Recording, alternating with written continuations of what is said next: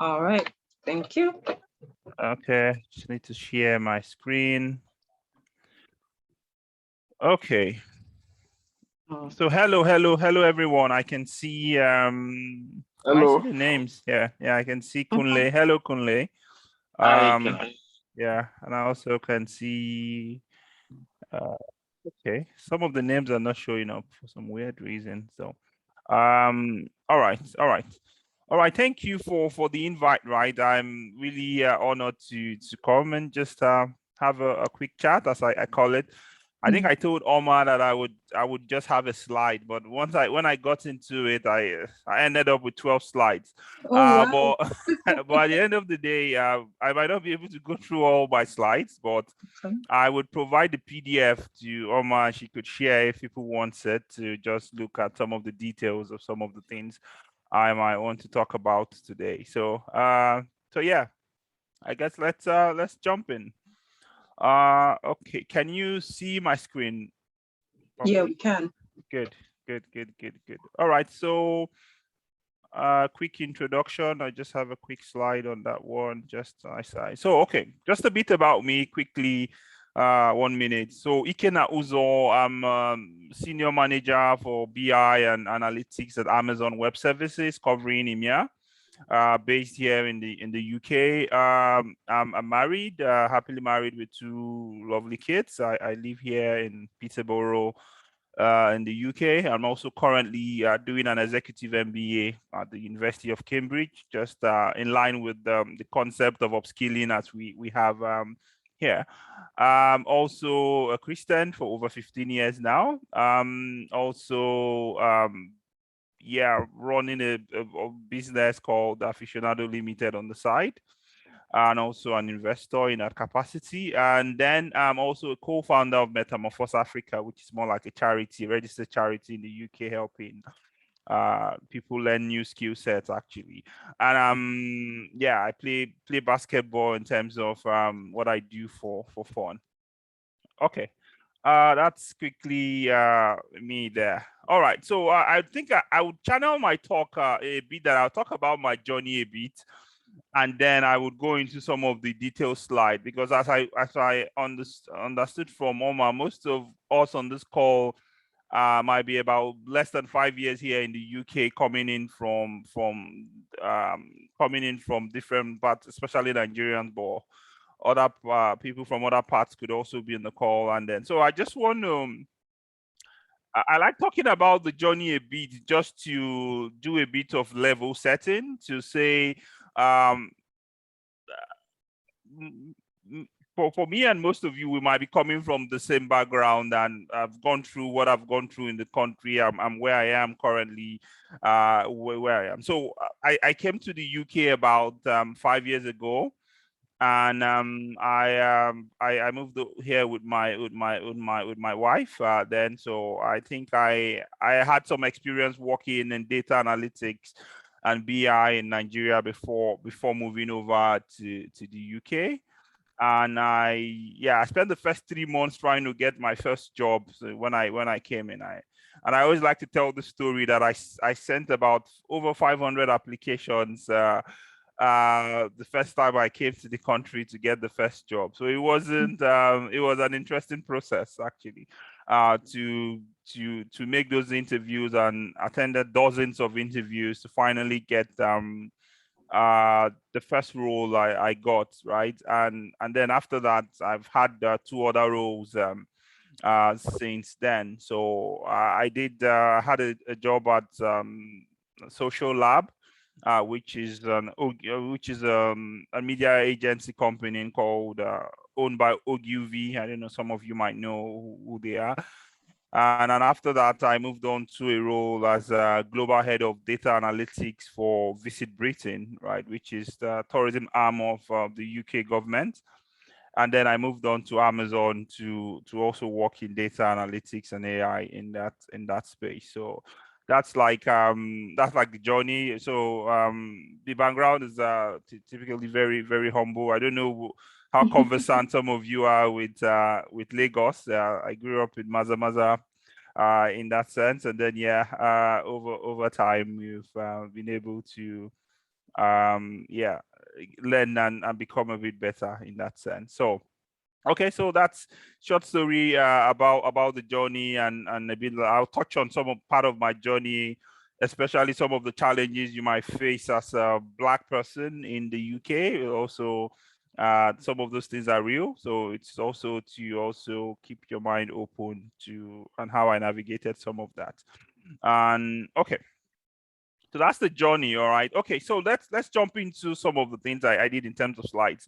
So why upskill, right? That's the first question. For you to do anything, you need to be able to ask yourself why you want to do that. And I think I would say, as I said as I wrote in the last slide, of course, the God factor is there, but I think the next thing after God factor would be that desire or hunger to just keep learning new things, right? I found that that's one way to stay very relevant in one's field, right? For example, getting into the field I had to get into, I gave myself a target to be able to write some of the certifications in IT every year to be able to keep upskilling myself. So I have a couple of those in different areas of analytics. Certifications are just in the people in the field of IT is more like just being able to certify that you have knowledge in a particular area. For example, it could be cloud computing, or it could be machine learning, it could be data analytics, or it could be project management and the like. So I've been able to, over the course of the career, I've been able to gather a few of those. And I've seen they've been very useful in terms of growing from one level to another. So the first point, which is critical about upskilling, is that you need to stay, it helps you stay relevant, right? I see a shift currently happening in the world of work now, and a lot of skill sets are becoming redundant, while some are now becoming more relevant, right? So, and if you're not a person that enjoys that process of trying to get new information about what's relevant in the new age, you might find yourself you might be struggling to get the first a new role, or potentially even if you get a role, you might not be commanding as well as much income as you would like in that sense, because it's always a game of demand and supply, right? The more people in a field, of course, and compared to the opportunity in that field, will really determine how much people get paid in that field. So the harder it is for people to get people to fill positions, the more you can actually negotiate for higher compensation. So when you think about it from the technology that is coming on around digital transformation, in the sense that a lot of the manual world or processes which you have in the physical world are now being automated, right? Take for example what you would normally find with warehouses now. Now warehouses are now run by robots, for example, here in the UK, or for example, you think about banking, how we used to know banking, right? Back home in Nigeria. Now we have the likes of Monzo, Revolut, that don't even have a physical location, if you like, and then they don't have a physical banking. Look, of course, they have a headquarter, but not where customers go and pay money or withdraw money per se. But they are most of them are multi-million-dollar or so companies in that sense. So, and the skill sets in that new world is actually changing. So if you want to keep staying relevant, I think it's very, very important that people prioritize addiction to learning something new. It's actually going to help you stay relevant and actually have a fulfilling career in that sense. Okay, so the second bit is, of course, higher income. As I explained earlier, the more relevant you are in this the potential where you can command better income. So giving you an idea, right? So from the first job to the second role I had in this country was about a 50% jump in pay. And why I had to say that is because there are some new things I had to learn for me to be able to move to the next role, for example. So I had to be able to go there, learn a bit more about cloud computing, and go a bit deeper into my field of data analytics and machine learning. And I was able to then get the next role. And then after the next role to the other role, I also had to learn some new other skills around potentially work around collaboration, mainly soft skills this time around how you would work for very large tech companies, for example, like Amazon, and some of those leadership principles that we have here at Amazon to be able to do well. So what we're saying is that if you want to command average good income compared to what other people would earn, I think it's important that you do some upskilling. Also, the third part is actually pretty important because I found out in my journey to learn new things, I've been able to attend conferences or go for trainings or go for seminars, and I've been able to build some good relationships with people as I try to learn, and that really is very powerful because you really don't know because if you see people that are thinking properly, if you meet people that are actually thoughtful and trying to improve themselves, all things being equal, they tend to do well in their career. And that being the case, you tend to have more network of people or individuals around what you're trying to do.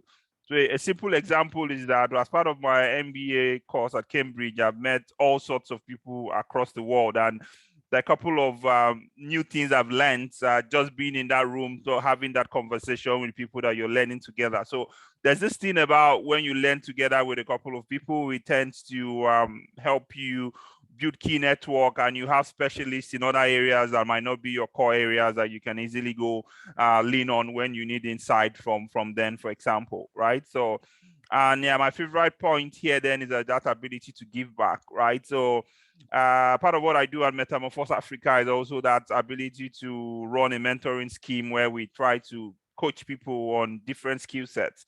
So, and I would not be able to coach anyone on any skill set if I don't have the skill set myself. So if you're also passionate about giving back, it's also that also should be a driver in terms of you need to learn things that are relevant that you could also help other people gather information in that sense. Okay. All right. So the next point here would be, so I put up some of the skills, right, that are very that could be very good that people could explore in terms of digital skill, which is the area I'm more conversant with. But then I also put this link to and indeed well, you can always go on this link and they actually spelled out most of these things a bit better. But yeah, these are some of the skills I've seen around me, my immediate environment, or my immediate consciousness that are actually pushing the boundary in terms of different people kind of learning. So on the hard skill side, of course, analytics, AI, cloud, product managers, cybersecurity, and the list goes on, but I just had to stop somewhere. But this gives you some idea of around the digital skill set, things one could actually pick up and learn. And at the end of this slide, I put some link to potential places you can go and learn some of these things if you're interested. There are a lot of free content online that one could actually explore. So on the soft skill side, of course, adaptability is actually my number one, because where you have where things are always changing, they need people that are adaptable to learn, to change, to move with the times. Because most of the things you might know in the past might not be relevant in today's world, right?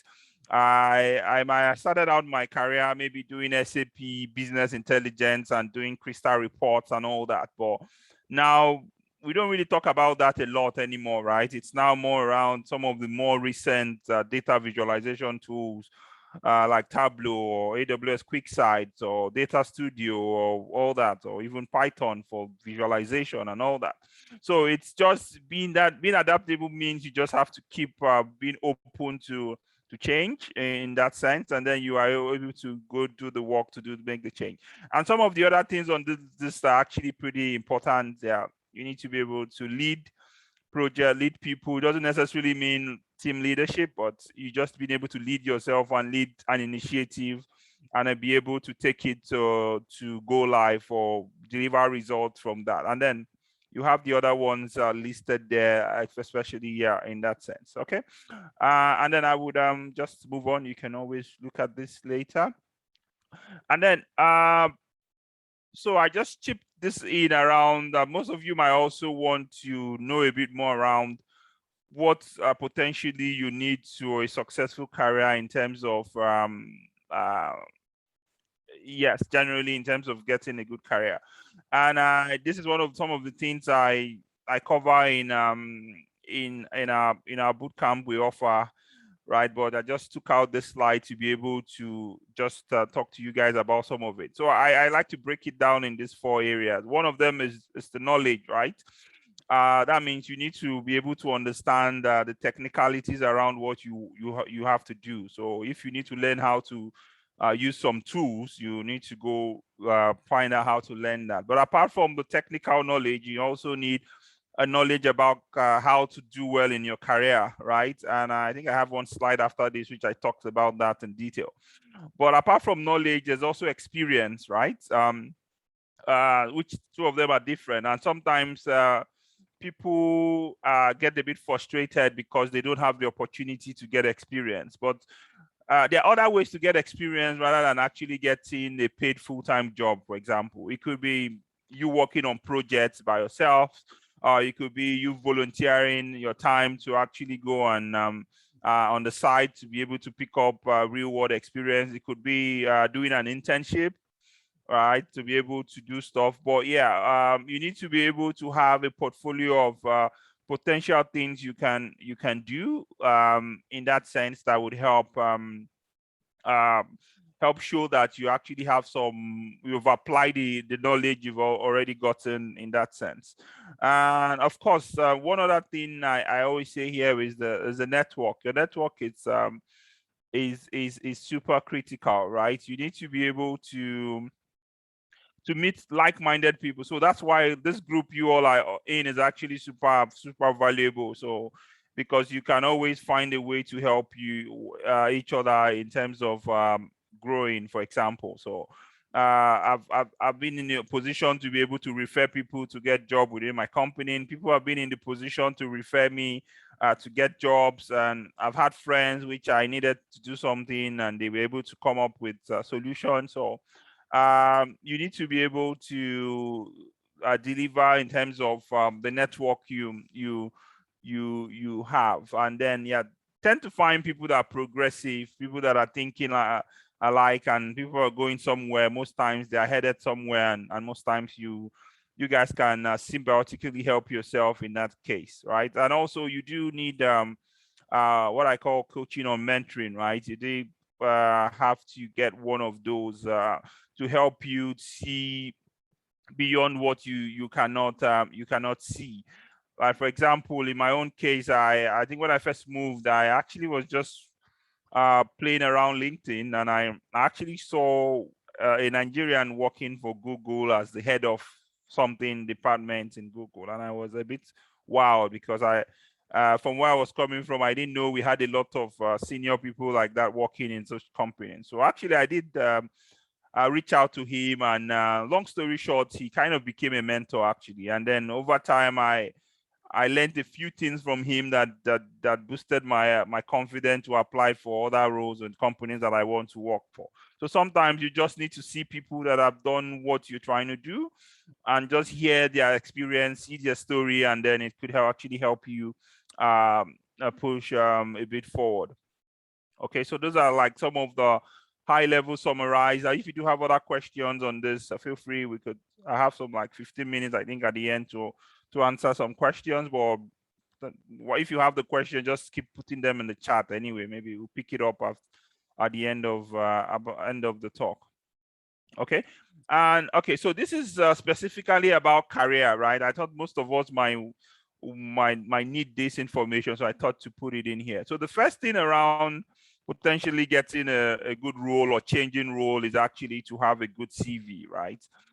And it sounds very trivial, right? So everybody has a CV, I guess, but sometimes there are different levels to the CV writing, which I think people need to understand, because I currently manage a team across 4 countries, right? And I hire a lot of people into my team. So I see hundreds of CV every year, for example, in terms of part of my job. So, and I see some problems with some of the CVs that people send sometimes, right? For example, people waste the space on their CV telling us things around what primary school or secondary school what state they're from, and some of those things that are really not adding additional value to that document you're sharing, right?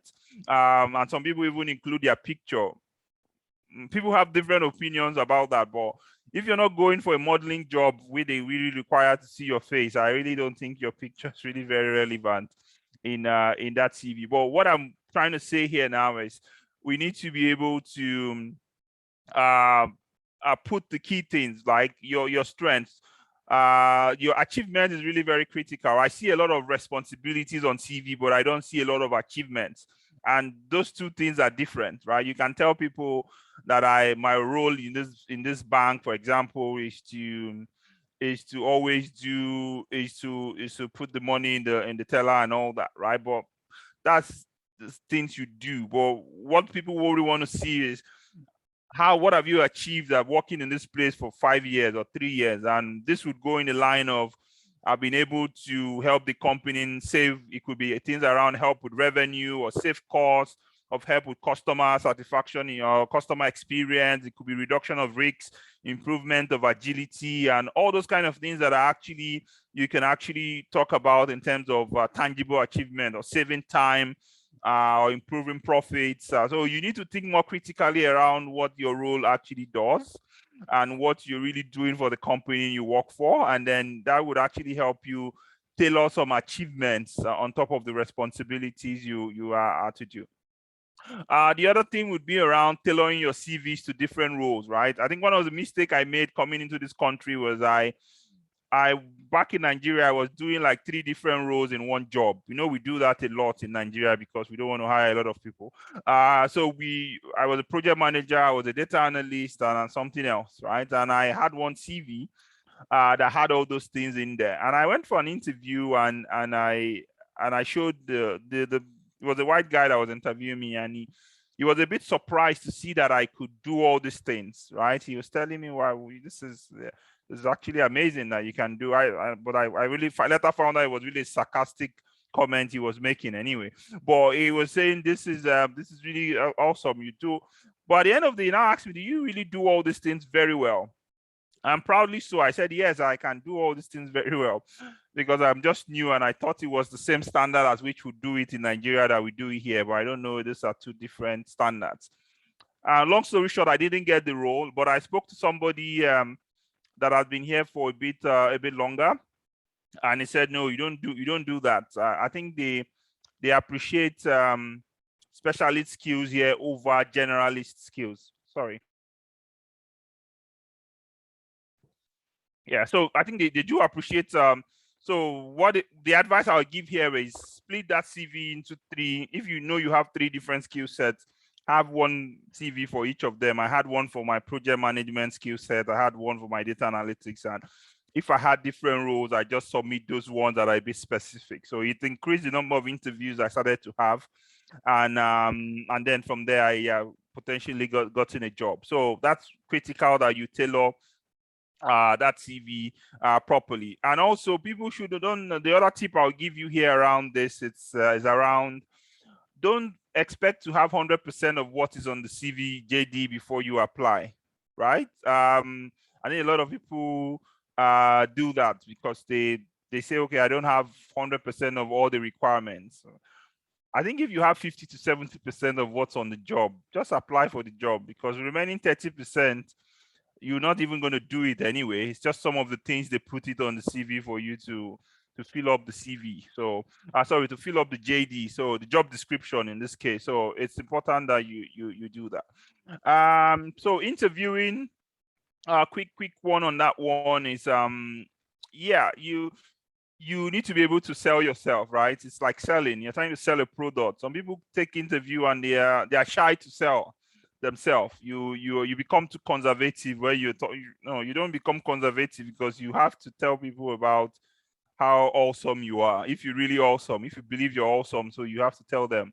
and you need to come up with compelling stories that tell them how awesome you are, and therefore that would help.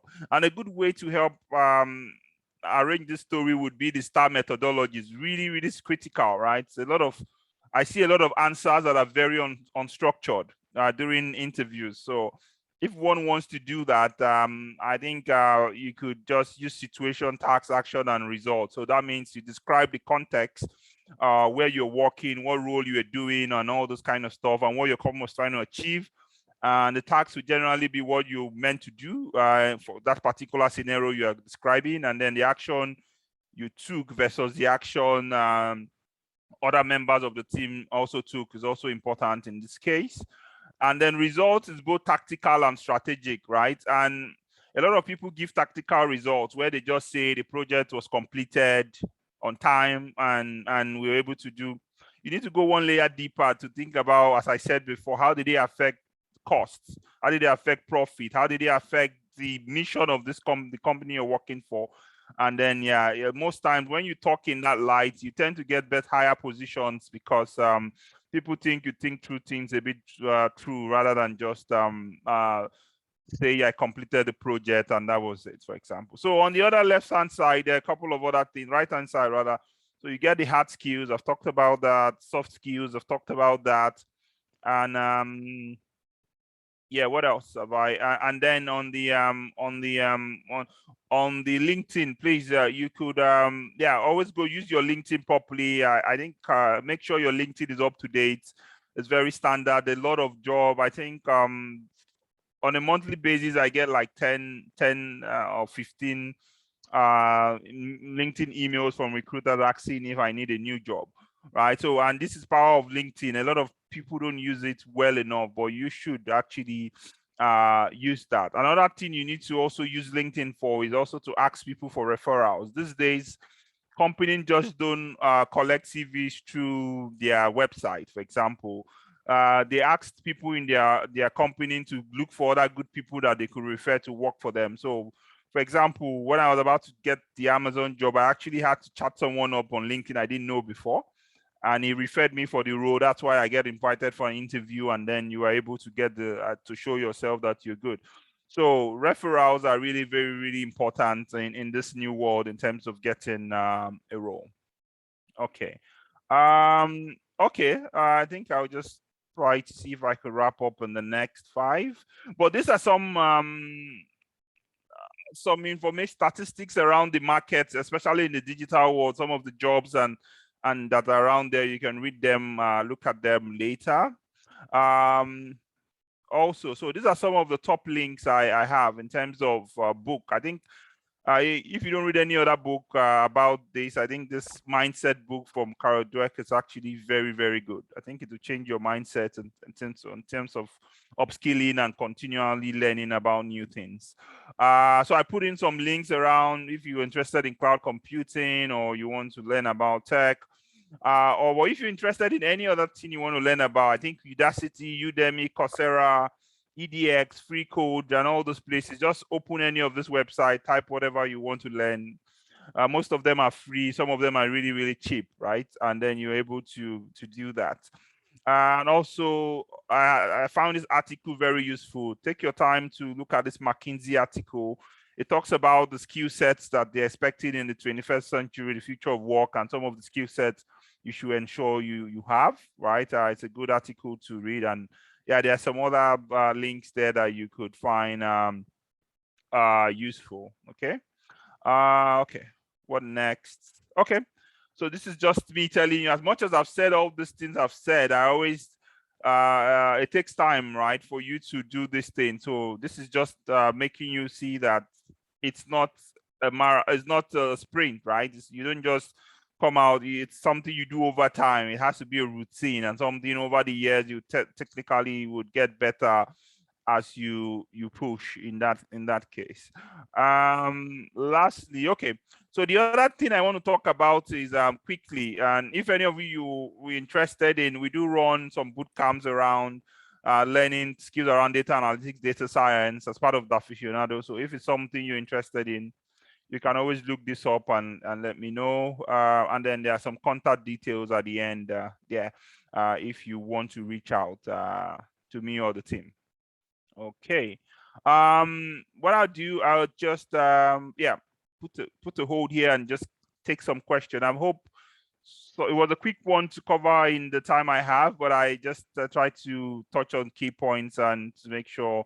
I hope you guys picked up some things there. So any questions or comments and all that, I'm happy to start picking them up. All right, let me start with the first question by Kunle. He says, what Okay. are the skills or certifications I need to acquire in cybersecurity? Okay.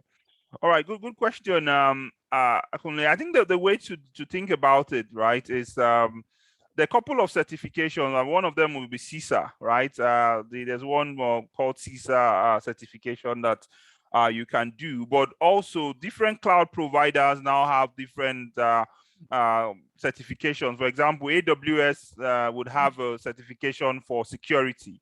So it could be a good one to go take and do. So I think a lot of them are actually in high demand right now in terms of that. So that would be yes, CISA, AWS, but also most importantly, I think you should enroll for a proper training, hands-on training, right? Where you actually maybe you could get the overview from somewhere like Udemy and all that first. But I think you should try to get some hands-on boot camp or training from people that are already doing this so that you can learn. But 3 points summary: go to Udemy, learn, just get the overview about what cybersecurity is talking about.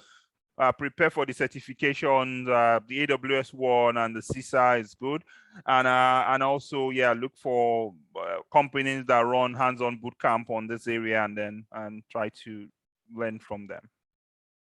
All right, thanks, Kunle. Please let me know if that's okay, or you still need some more clarification so he can attend to that.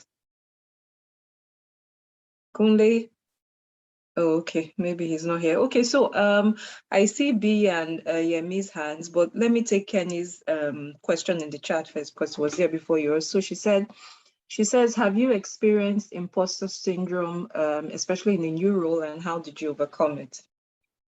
Fantastic question, Kenny. It's something we experience daily and we will keep experiencing, right? It's a good way to put it is every time you try to do something outside your comfort zone, you should experience this, unless you're not striving you're not doing the unfamiliar, right? If you're actually trying to grow, you will be putting yourself in a place of discomfort. That's a good way to put it. And if you put yourself in a place of discomfort, you would always feel out of place, right? To be at the time when you're trying to do it at first. And for us, coming from Africa and all that, Nigeria, you come to a room. I'm still getting used to the fact that in most rooms I sit, I'm the only Black person there, right? And that comes from the fact that, and then I went to a government school. I didn't have so when you marry all those things together, you might, and then you see yourself where you are now. You're trying to balance it out, but the way to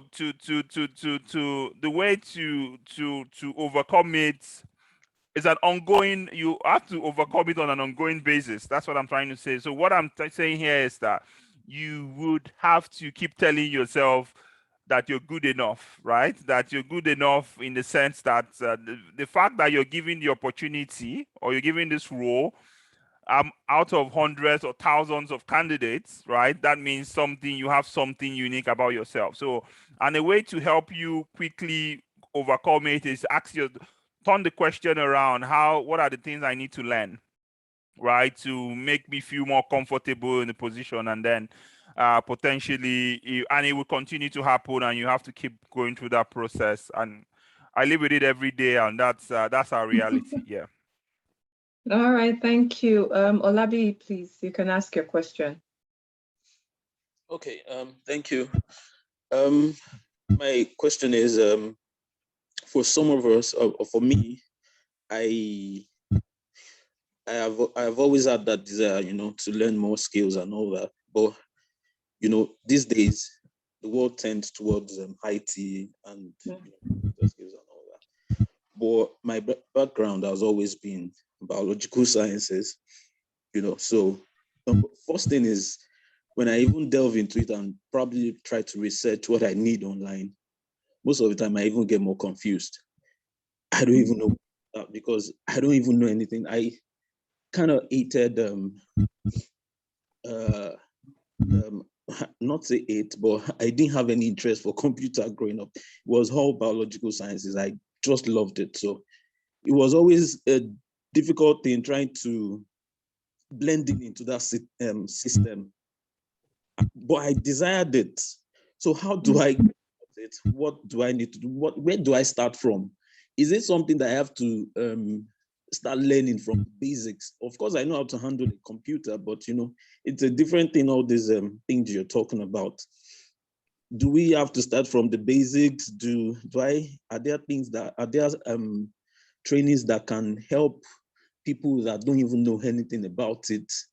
Because something like data analytics would go a long way to help, because there's bioinformatics, which is a course that is relevant in the world. And I'm not sure there's any school that even does it right now in Nigeria, bioinformatics. Maybe professional courses, and they might not even have so much knowledge about it and all that. But if I try to look at it, or if I try to look at what they do and try to research it, I even get more confused. Then the other hand is, for some of us that struggled, that managed to just get out of Nigeria and all that, we sometimes we get overwhelmed by things that are surrounding us. You just want to work, you want to quickly make money to pay your school fees, blah, blah, blah, and all that. And you just kind of let that on the side, and you keep pushing it, but you desire it. So how do you manage that?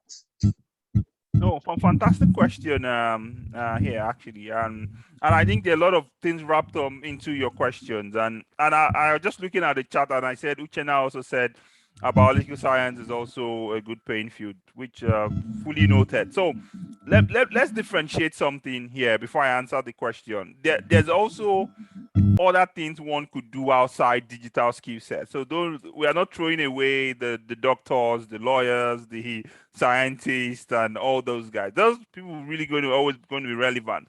So it's always a construct of what do you want to do, right?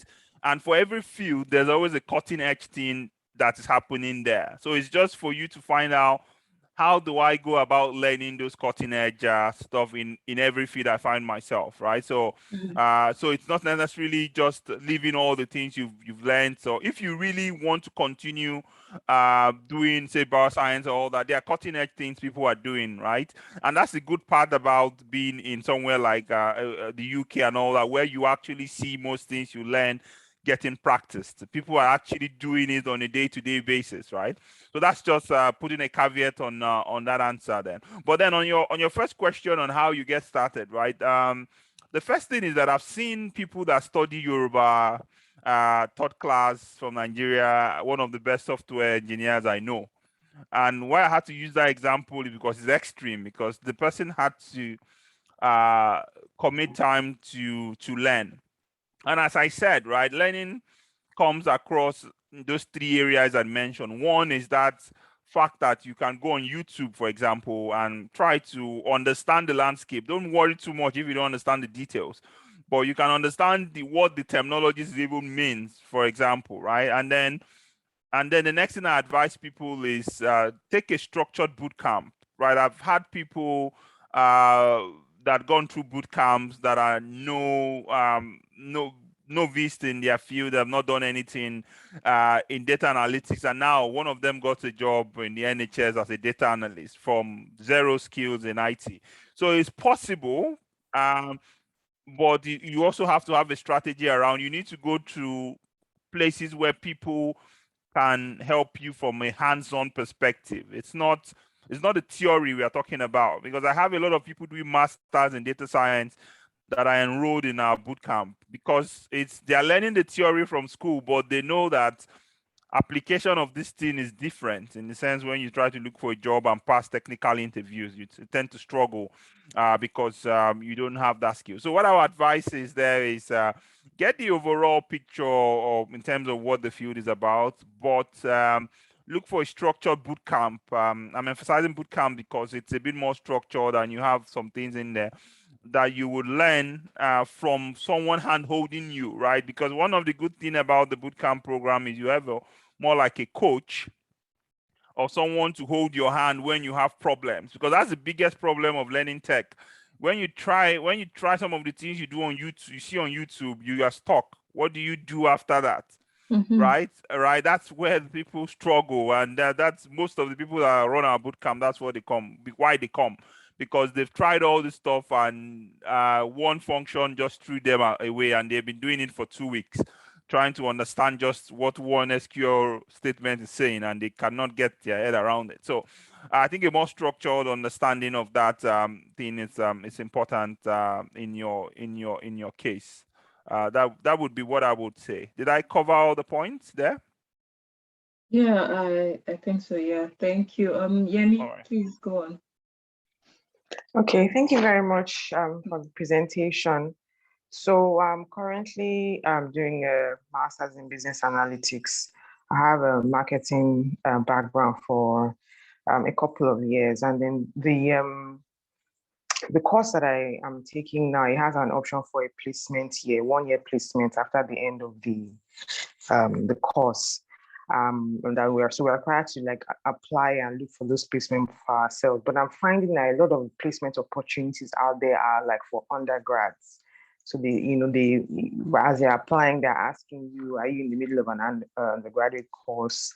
And once you say no, you can't continue with the applications. Like, doesn't seem to be many opportunities out there for graduate placements. So I wanted to know if there were any links or if there's anything that one can do to get a placement as a graduate. I'm happy to do it at whatever level.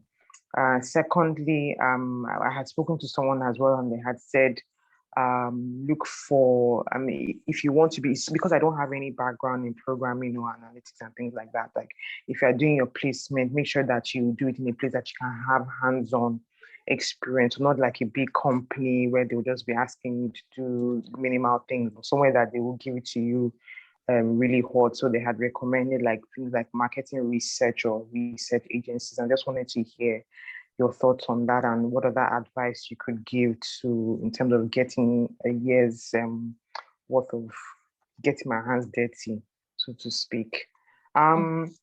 Sorry, this third question, I struggled with it, but I think I'm just going to go ahead and say it. Since you said that there's, you talked about the God factor. The course I'm doing is hard.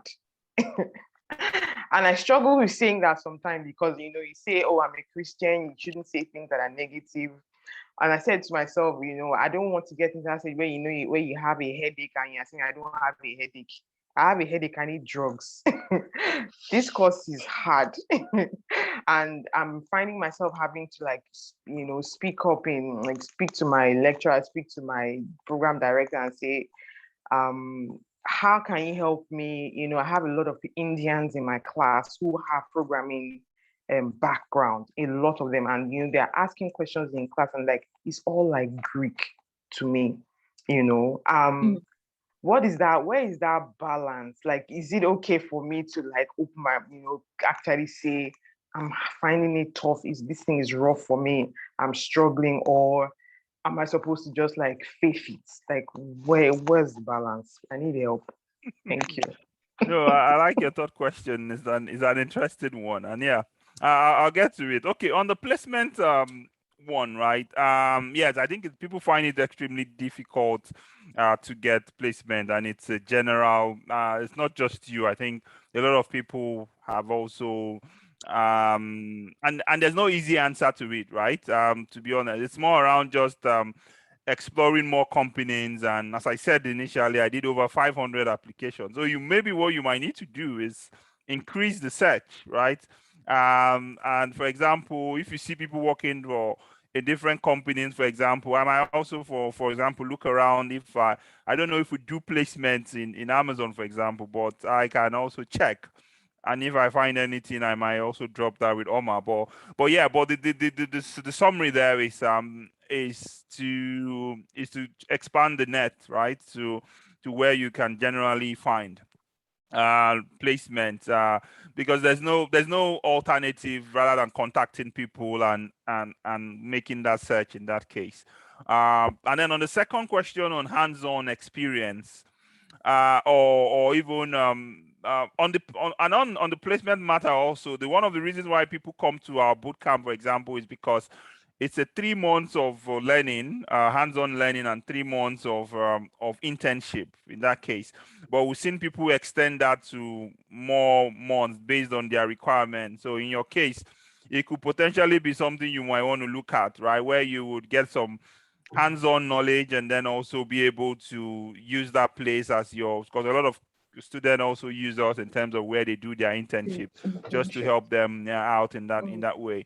So and then you talked about hands-on. There's no replacement for hands-on work. Is that you have to do hands-on work, right? So what I mean by that is it's difficult if you're trying to do it all by yourself and you don't have someone coaching you. So as I said before, if there's no one you can send a chat or an email to that, see, I'm trying to understand this block of code and I don't understand it, right? You would waste a lot of time trying to learn a new technical skill, right? So that's why I still recommend boot camps, right? Where you have a live interaction with a coach and you can take some of your assignments or whatever you're given and ask questions around them, and people can easily walk you through that. An example, for example. So, and what you're covering, is it SQL or Python? What tools do you guys use, for example?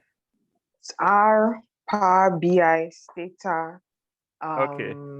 Tableau, Yeah. as well, SQL. So SQL, quite okay. a lot at the All same of that, time. yeah. So yeah, that's what I'm saying. Yeah, you need someone that that have an understanding of that to actually do a step-by-step guide in that sense. It's difficult to learn some of these things on your own, being a novice, with what I would say in the field. And a lot of people find it.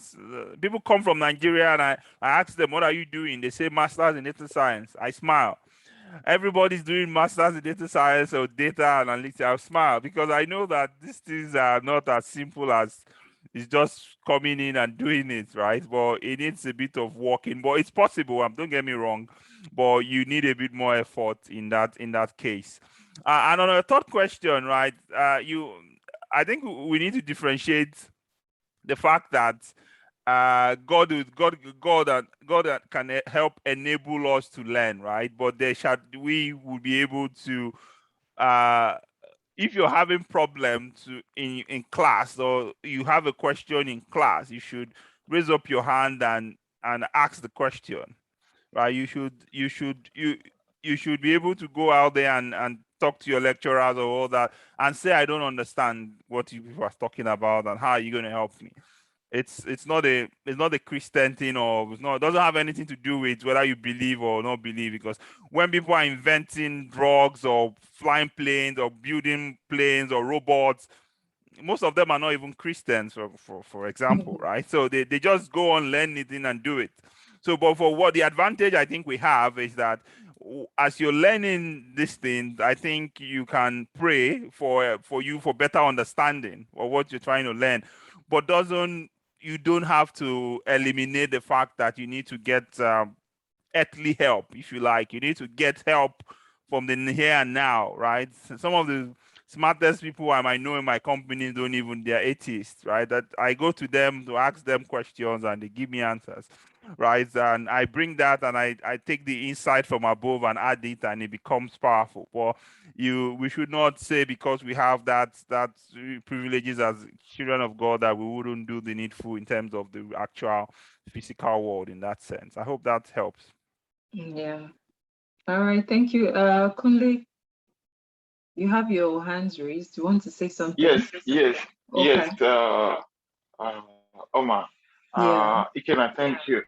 As a follow-up to my earlier question, I am studying cybersecurity master here in the UK, and then the class is purely practical, just things we need in the market. But I'm kind of okay. Before we finish, are there certifications that I can do? You understand? You actually say sister and then AWS. Yeah. Do I wait for that period when I am done, or because this class, the tasks here are really demanding, and it's even taking lot from me. So I'm kind of okay.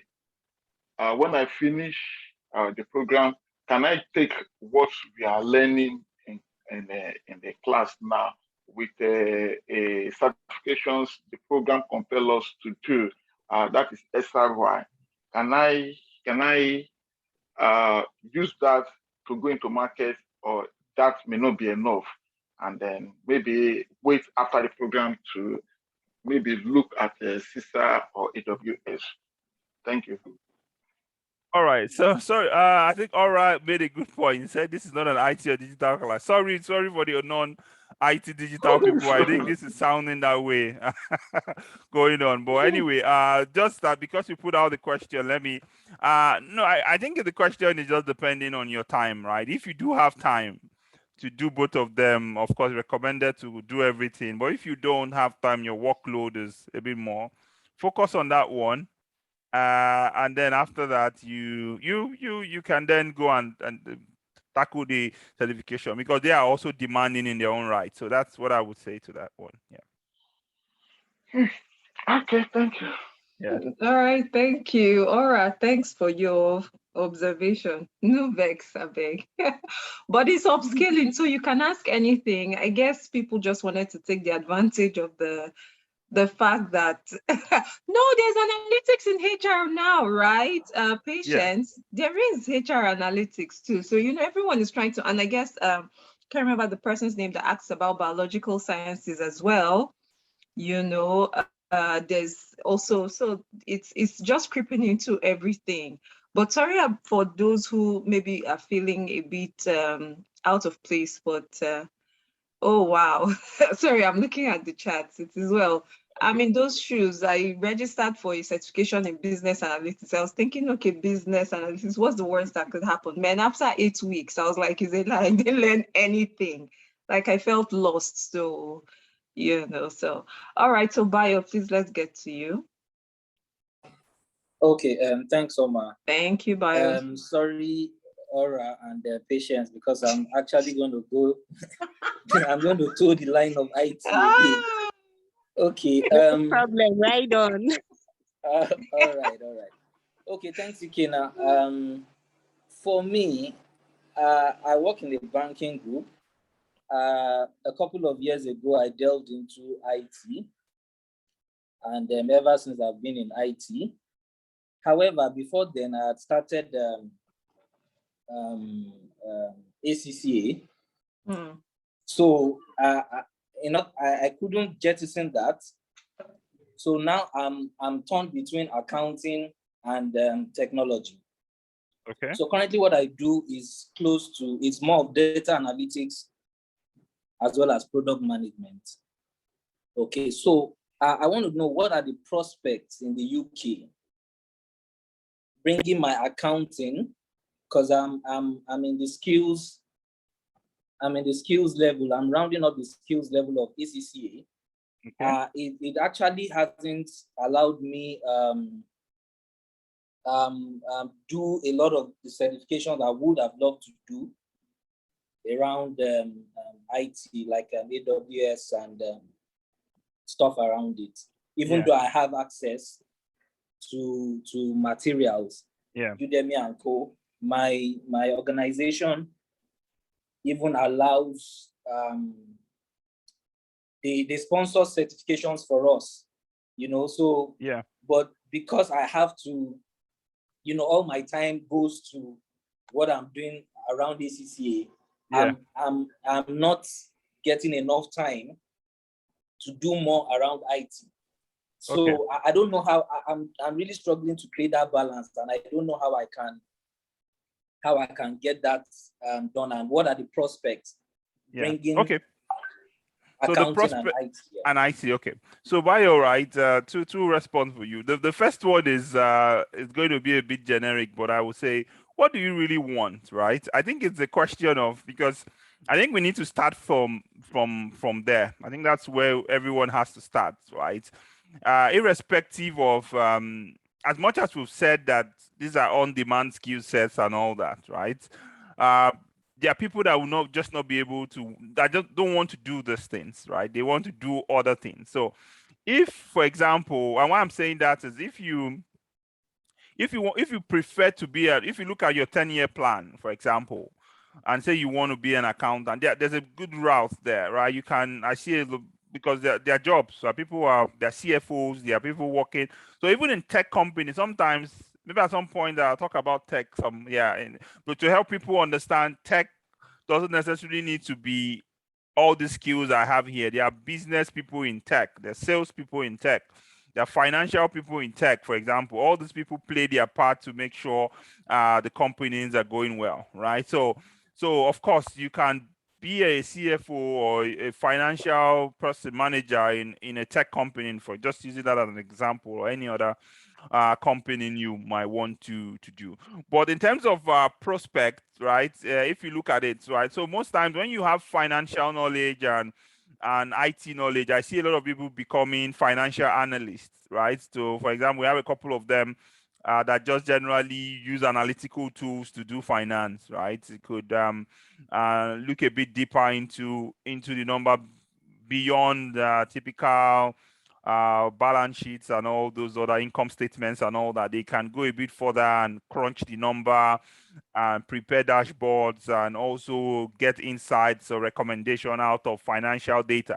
So the sense is just that they are more focused on financial data, right, over other kinds of data. So and then that ties nicely. There are a lot of roles for analysts currently in the UK. So for accountants also, there's also roles or products in that case. So I think it's a matter of what you want to do. But if you want to merge both of them, so maybe you might look for a role around financial analysis in terms of financial analyst. And if you do a LinkedIn search, you find a couple of them, and you can see the blend of the skills in both cases. Yeah.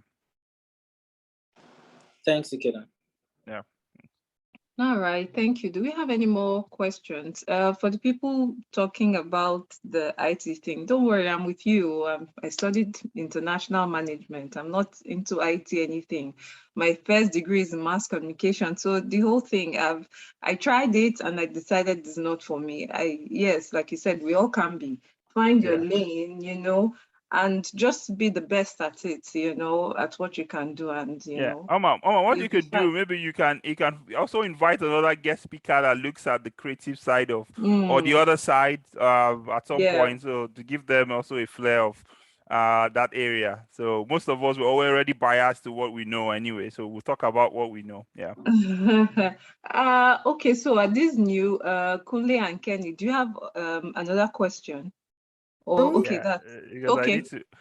I need to take a jump. Yeah. Is there Exactly. any final comment, thoughts? I think I have maybe 4 more minutes or so. Yeah, Kenny, do you want to say something quickly?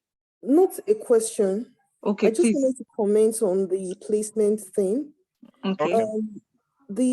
So I had to do my placement when the pandemic first hit. So I had challenge with getting a placement then.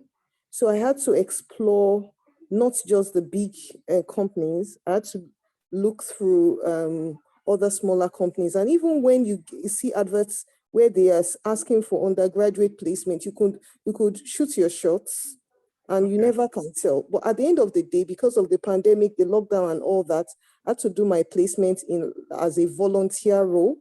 Yeah. And it's actually paid off for my permanent role that I got at school. So please, I just wanted to hint on the fact that it's something that you get paid for, but the experience at the end of the day pays off.